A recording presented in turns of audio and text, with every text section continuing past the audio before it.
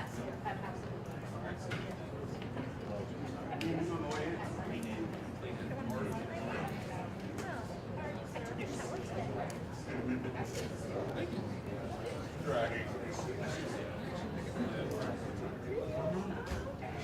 She's involved in most of her things.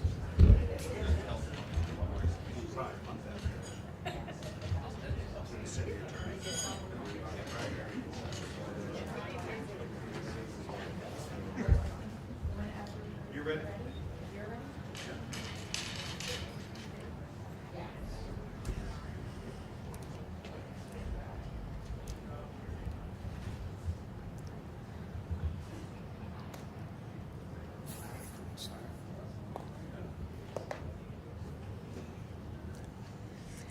Good evening. I am filled with pure serendipity to be a part of this meeting that can cause monumental changes to take place in this great city of Columbus and its surrounding communities. I'm Tyree Walker, and I am a 16-year-old minister, and I attend Bishop Hartley High School, and in 2012, I lost my father to gun violence. Many have said that even in the absence of my father, I turned out okay because I did not take the paths of the streets. However, I do not stand before you as a person of privilege, but I stand before you as someone who is underprivileged like many because of the absence of our mothers and fathers due to gun violence.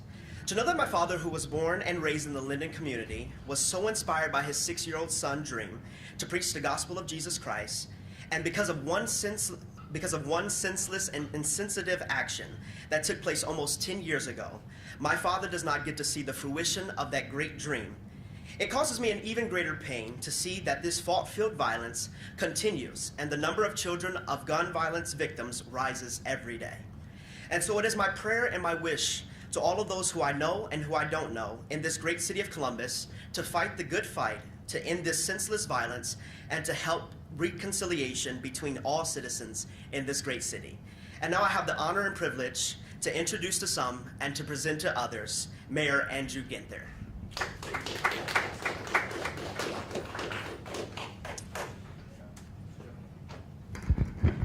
Thank you, Tyree, and continue to lift you and your family up.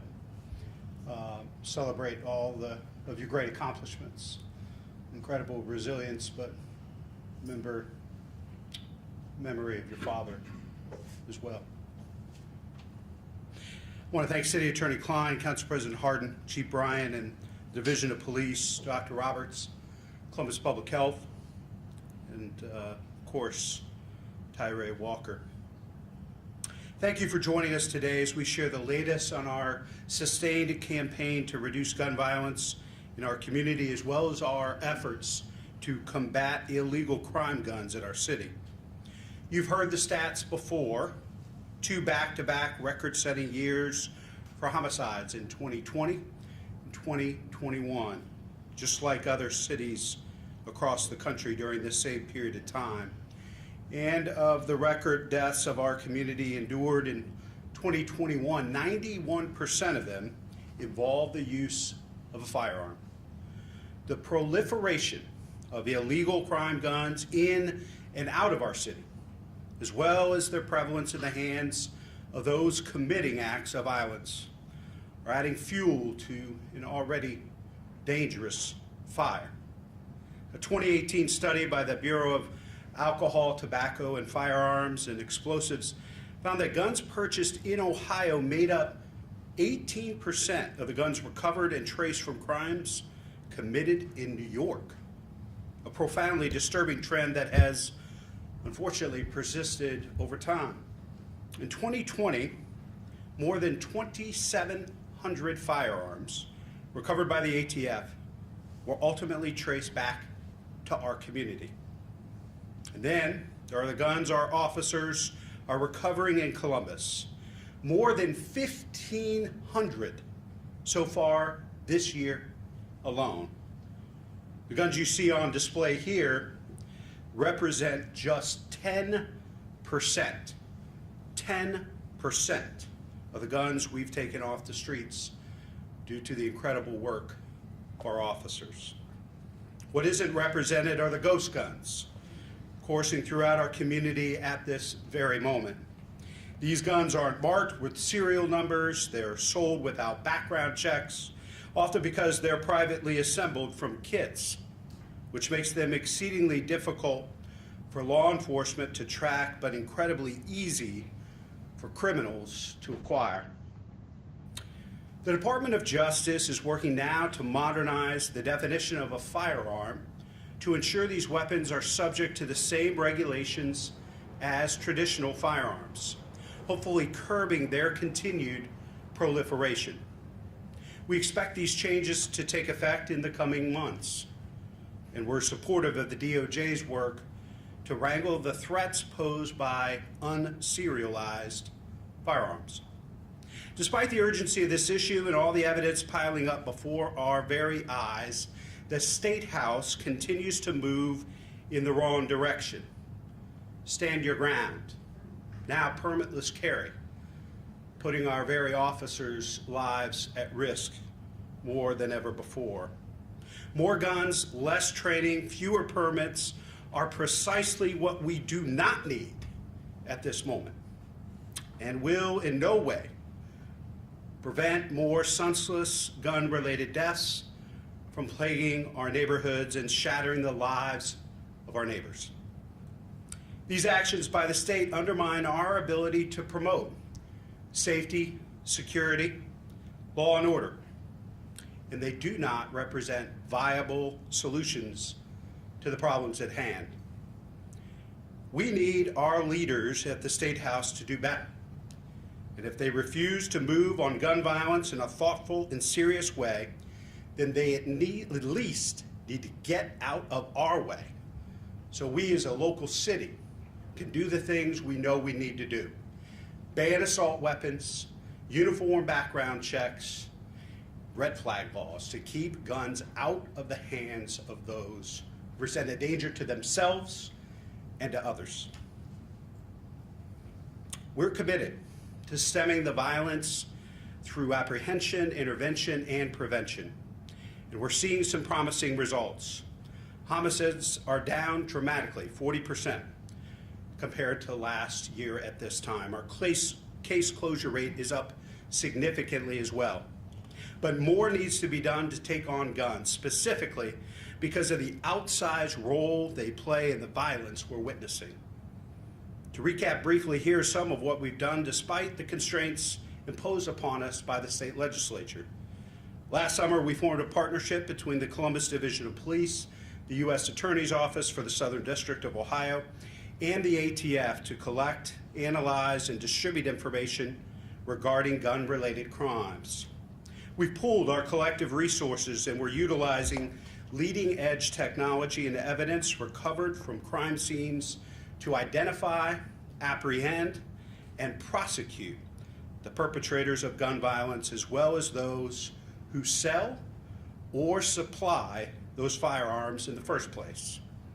We know these crimes are being committed by an extremely small number of the local population, but we are steadfast in our commitment to rooting them out and prosecuting them to the fullest extent of the law.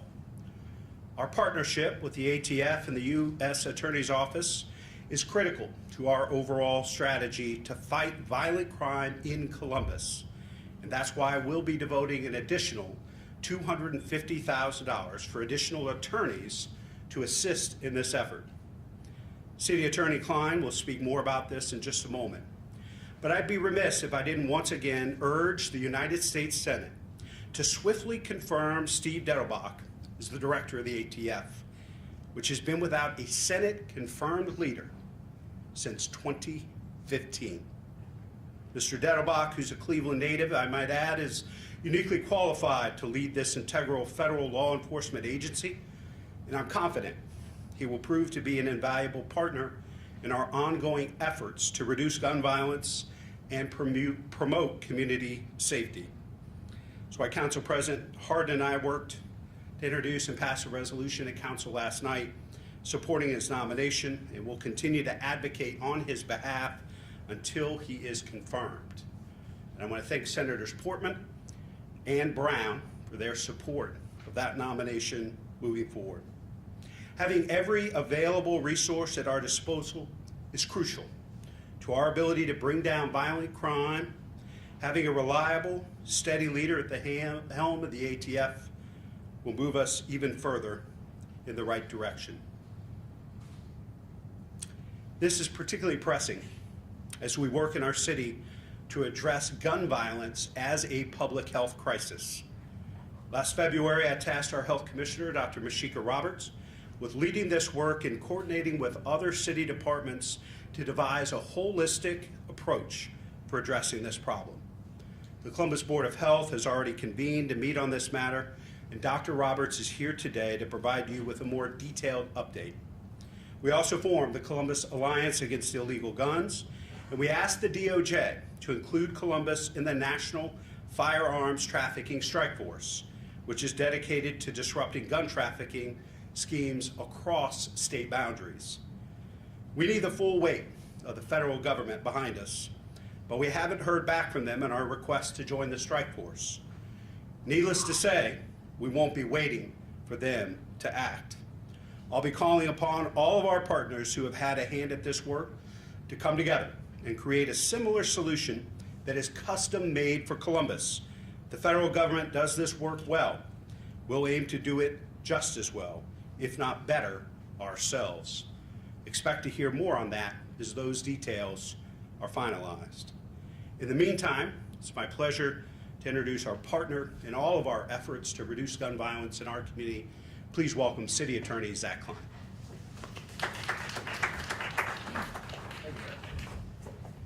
Good afternoon, everyone. As the mayor indicated, I am proud to announce that my office, with the support of the mayor and the support of the city council, thank you, Council President Hardin, will be sending 2 full-time Columbus City attorneys to serve as Special Assistant United States Attorneys in prosecuting some of the worst gun violent offenders in our community. This is a really important effort. I've spoken to Ken Parker, the U.S. Attorney for the Southern District of Ohio. He's eager to accept the 2 new employees to come on board because the workload is so great. There's a reason why out in the community folks fear federal time, because it is significantly more than what can be done at the state level. So focusing on the worst of the worst offenders and having the resources available at the federal level to prosecute them to the fullest extent of the law is vital in getting the small number of people who are committing the most amount of crime and who are violent and dangerous in our communities off the streets.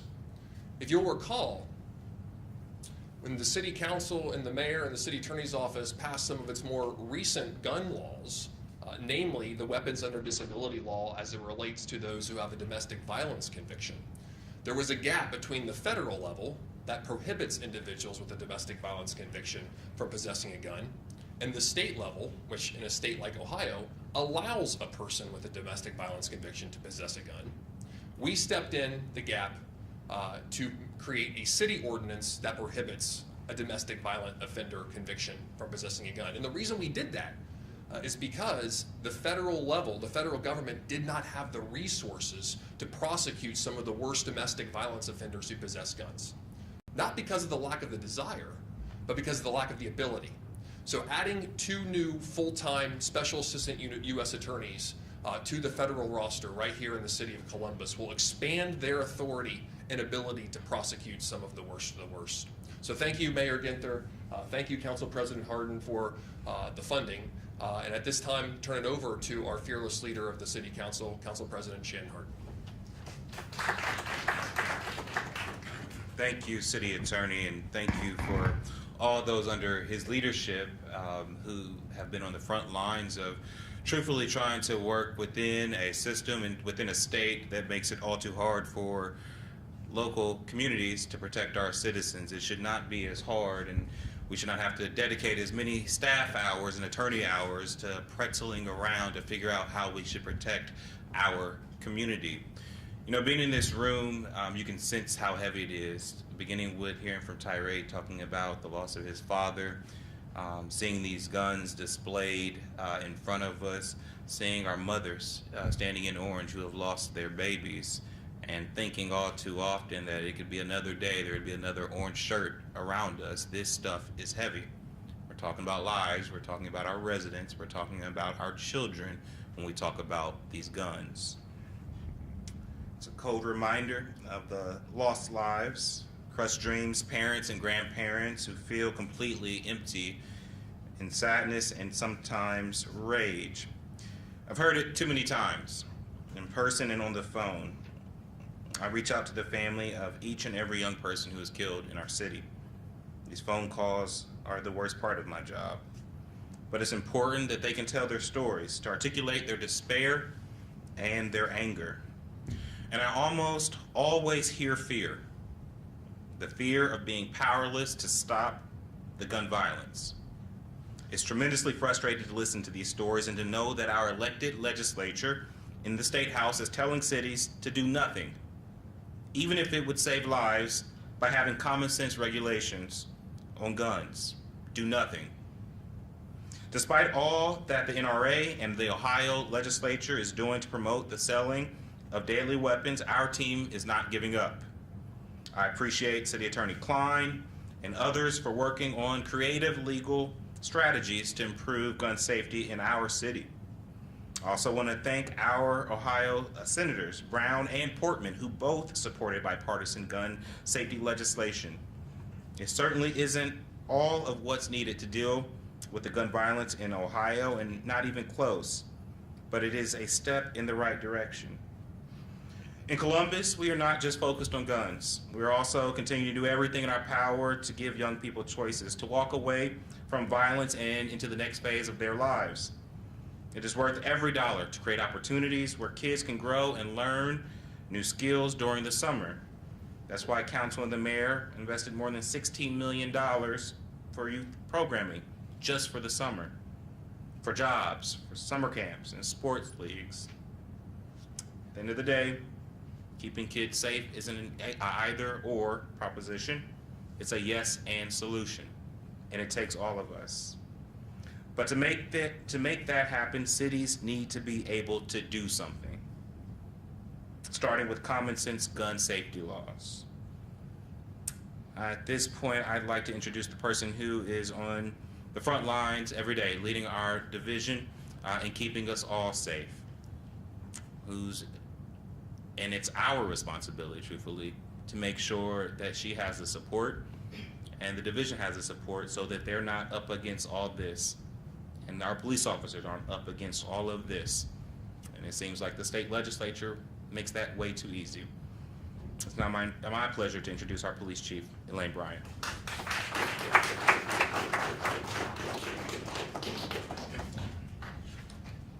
Good afternoon. Ever-changing technology and data continues to guide law enforcement as we look for the latest and best ways to fight crime and reduce violence. Using evidence-based policing, we have found two truths.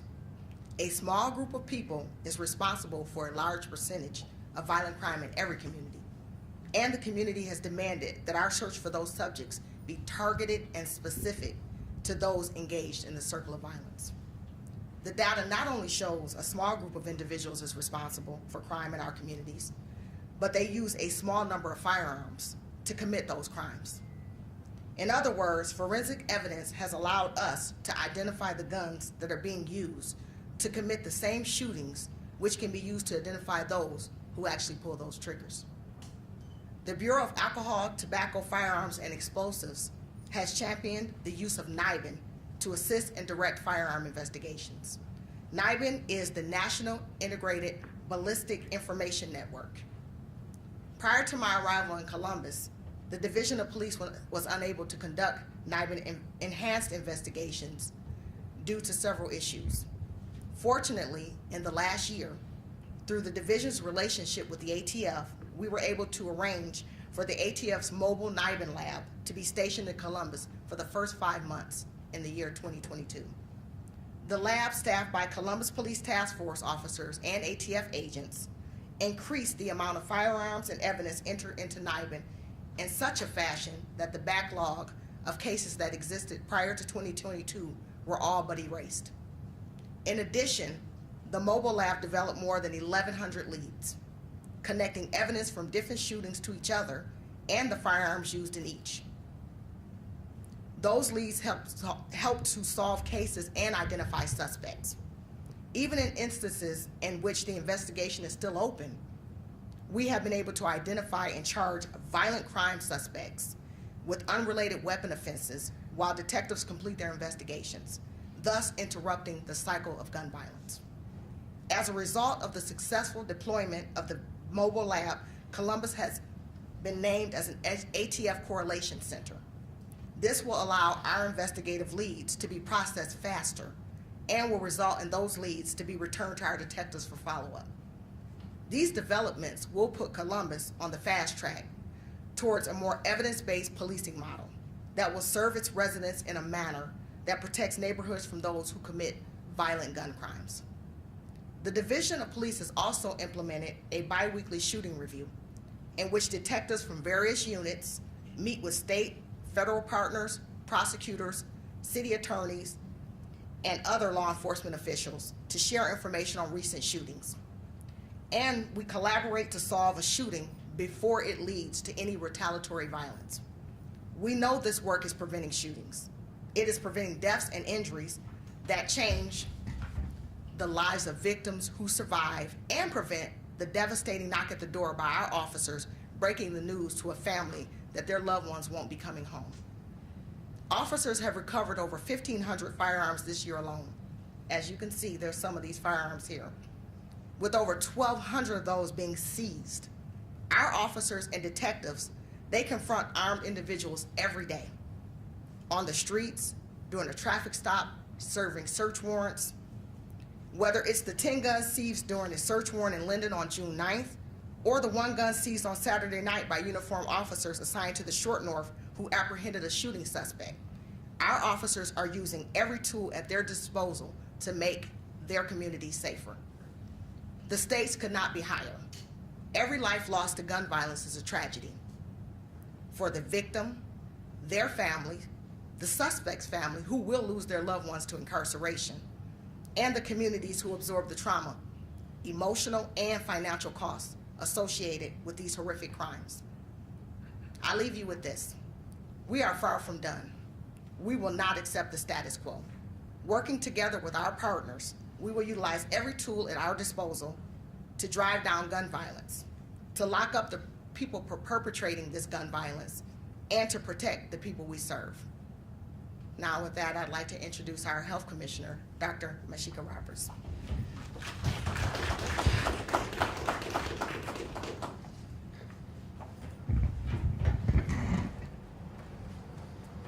Thank you, and good afternoon, everyone.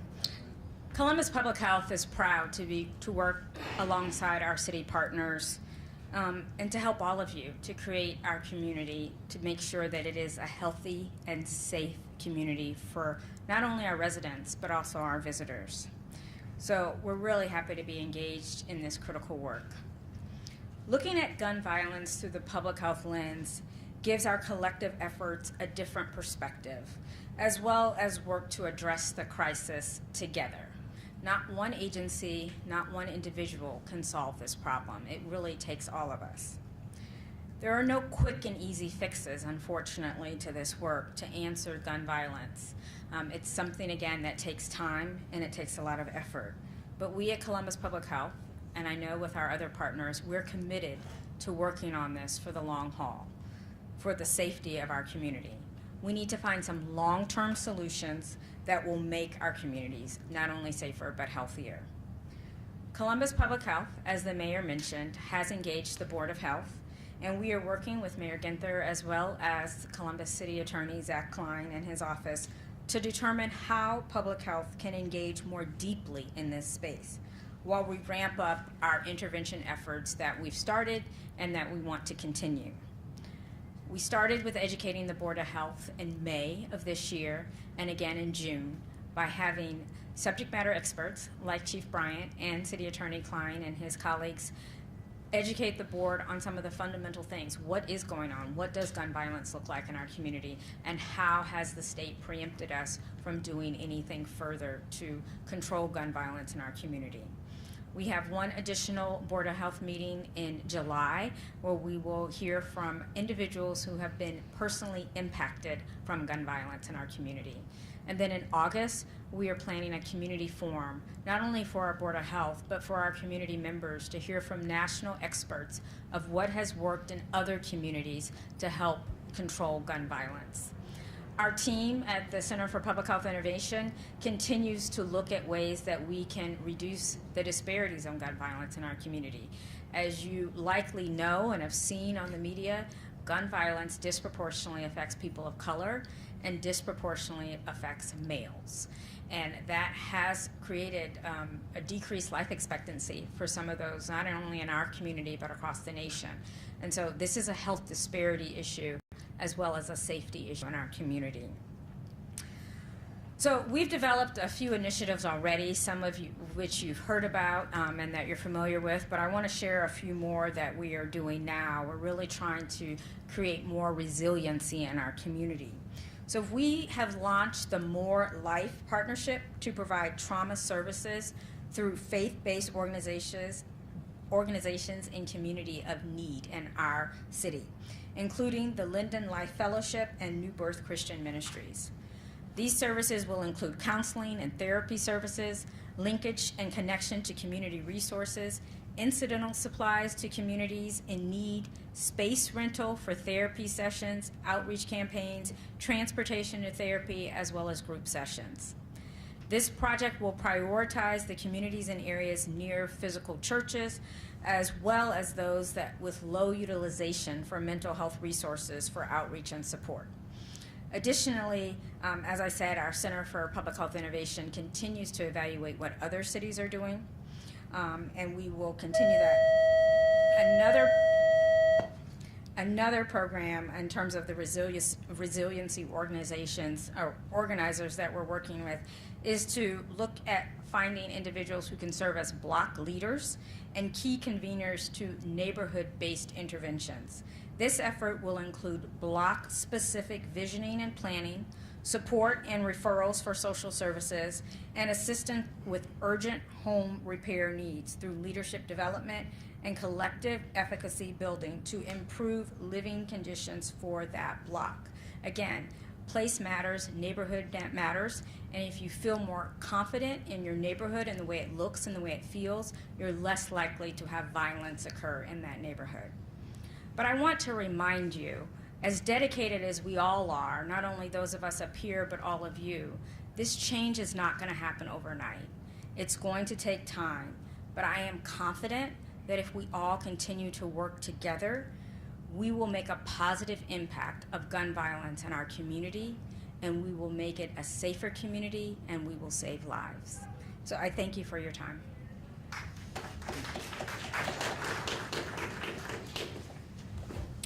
Thank you, Dr. Roberts. I do want to acknowledge Melissa, Mothers of Murdered Children, that have joined us here today, all your ongoing advocacy, passion, organizing.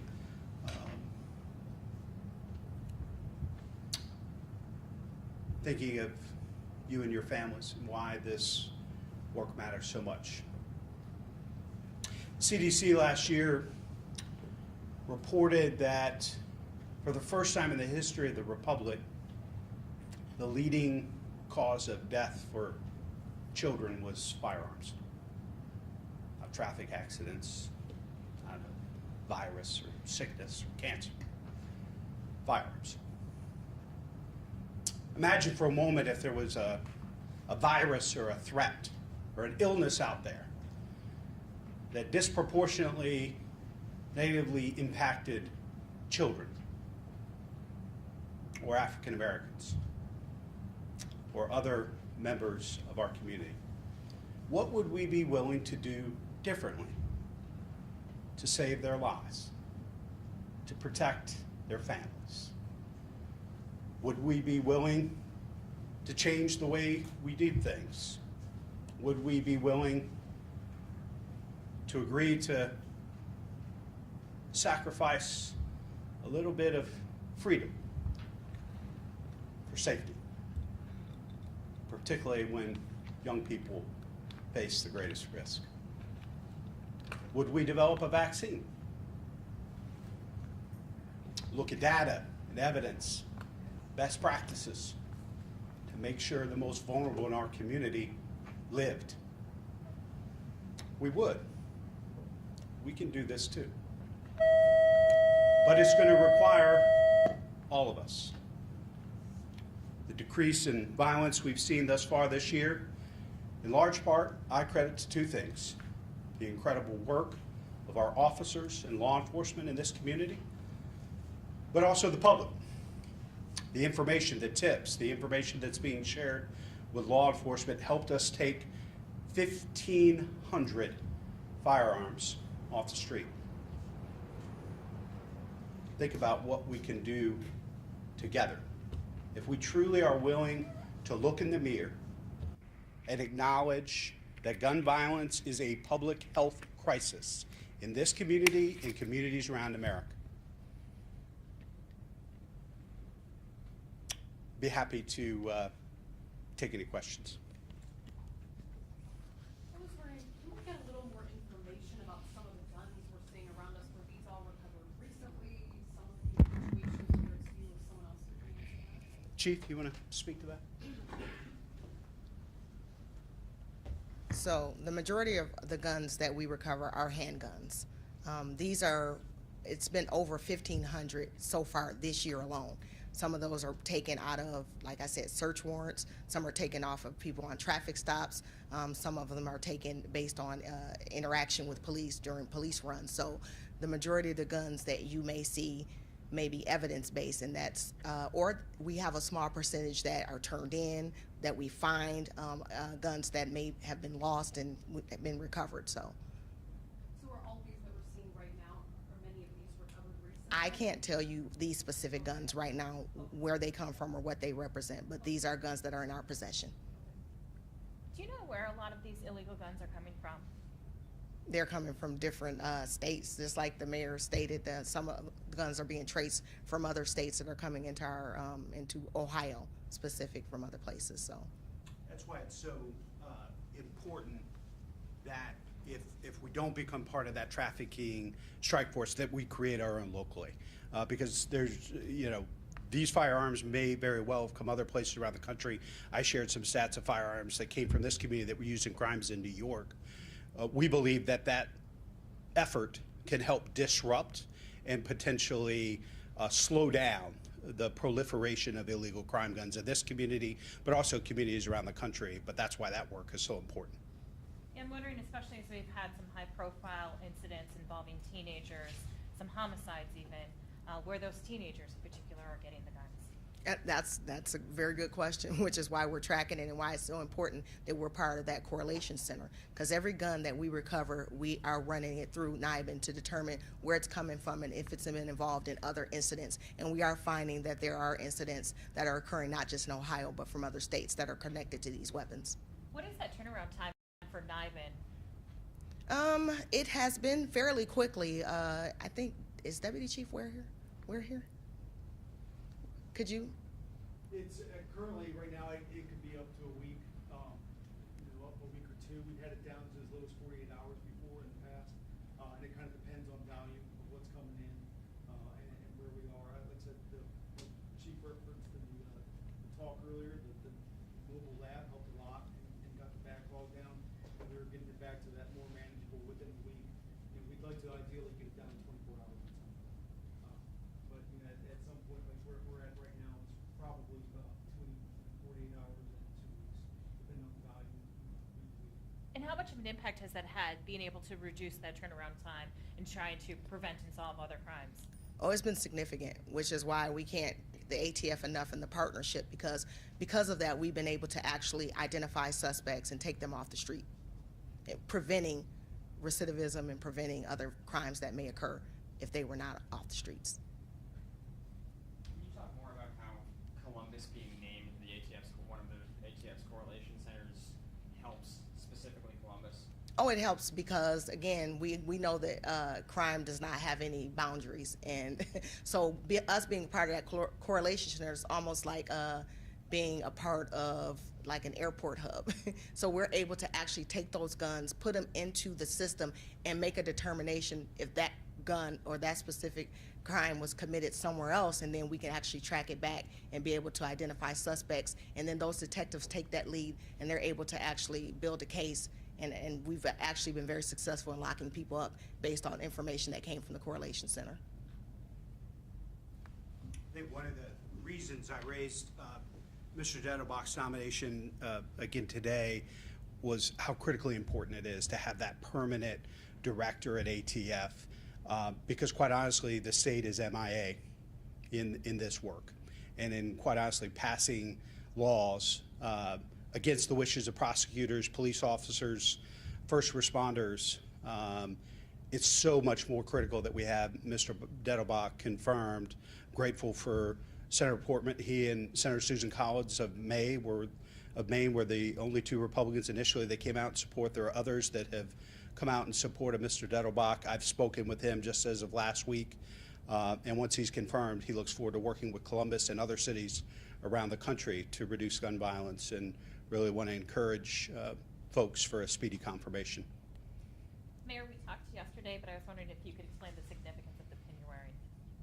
Yeah, so this is June is Gun Violence Prevention Month, and raising the color orange. Sadly enough, I learned just recently the color of orange was actually determined by a group of young people who lost a young girl in a park in Chicago as a result of a stray bullet.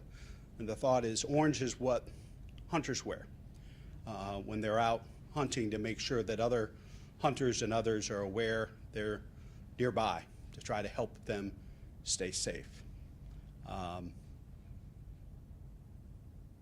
This is a way for us to acknowledge the loss, the pain and trauma that our neighbors are going through, but as a way to recommit ourselves to doing better, and to keep fighting, even when it is challenging and overwhelming.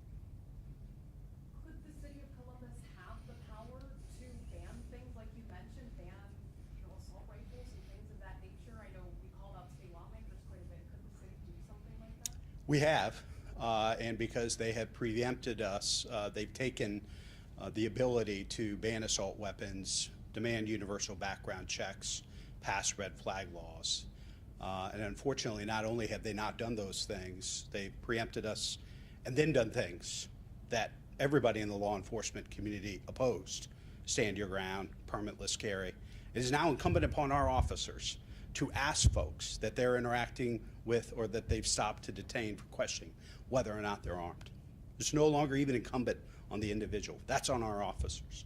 And the risk that these types of measures put police, first responders, and the public at large at risk is unacceptable. But we'll keep fighting. The Coalition Against the Illegal Guns, gun violence is a public health crisis. We're going to continue to not wait on the State House in Washington to make change, to do things that need to be done. Yeah. Hi, Jackie with Mothers of Urban Corruption. So with the implementation, which I think I understood you to say that more of the gun charges are going to be lifted up to the federal level. Is that what I'm understanding? Yeah, I'll let the city attorney, he's the lawyer and the prosecutor, so I'll let him speak to that. Hi, Jackie. I mean, yes, by providing more resources to the federal government, then that gives them the ability to bring more federal charges. There will still be a vast majority of charges that will go through the state court system, just because of, unfortunately, the deluge of felonious assaults using guns, murders and other weapons-related charges and events that are occurring within Franklin County and the city of Columbus. So not every case is going to be taken federally, because the capacity simply isn't there to have the number of defendants that are committing the crimes in our community. But identifying the worst of the worst offenders, those groups that are very dangerous, that are extremely violent, who are have no regard for human life, that are willing to shoot into crowds while they're trying to get their target, that have multiple gun-related charges, those are the ones, in partnership with the Division of Police, the FBI, the ATF, the U.S. Attorney's Office, the County Prosecutor's Office, and in the City Attorney's Office, can come together and identify which ones should be elevated to federal prosecution, because that is where the biggest stick is. With that said, however, I think it's incumbent upon all of our prosecutors, and specifically our judges, to be tougher in sentencing and on bonds for those that are dangerous and preying victims in our community. It is a group effort. It is a group effort. And we have to be able to differentiate those on the one hand who are nonviolent, infrequent offenders who need help. And the criminal justice system is a way to help them get the help that they deserve. And we can use that as a tool to change people's lives, to allow them to be the moms and dads they want to be, or the sons and daughters they want to be. But on the other hand, we have very violent individuals who have no regard for human life. Those individuals need to be prosecuted to the fullest extent of the law and put in prison. They have proven themselves by their actions of murdering children, of murdering innocent bystanders, ruining people's lives, and threatening the public safety of our community. And prosecutors need to make that case to the judges, and the judges need to hold them without bond, and they need to be sentenced to the fullest extent of the law. And there's no age limit on this, like even minors can be charged up. No, the federal government will not prosecute juveniles. Also, I would like to thank all of y'all for making sure that our cries are not going unheard. So thank you all very much. Appreciate you. We'll stick around for one-on-ones. Thanks, everybody.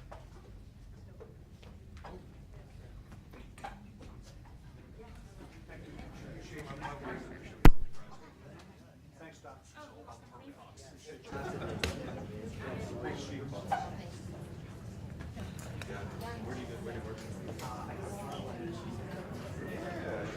Thanks, sir. Appreciate you.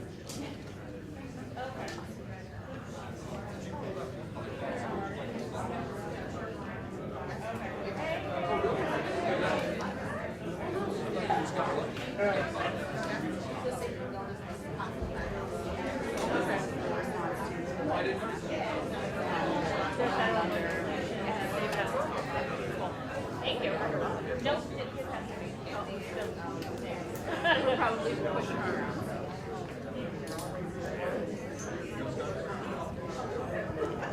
Thanks for appreciate you guys.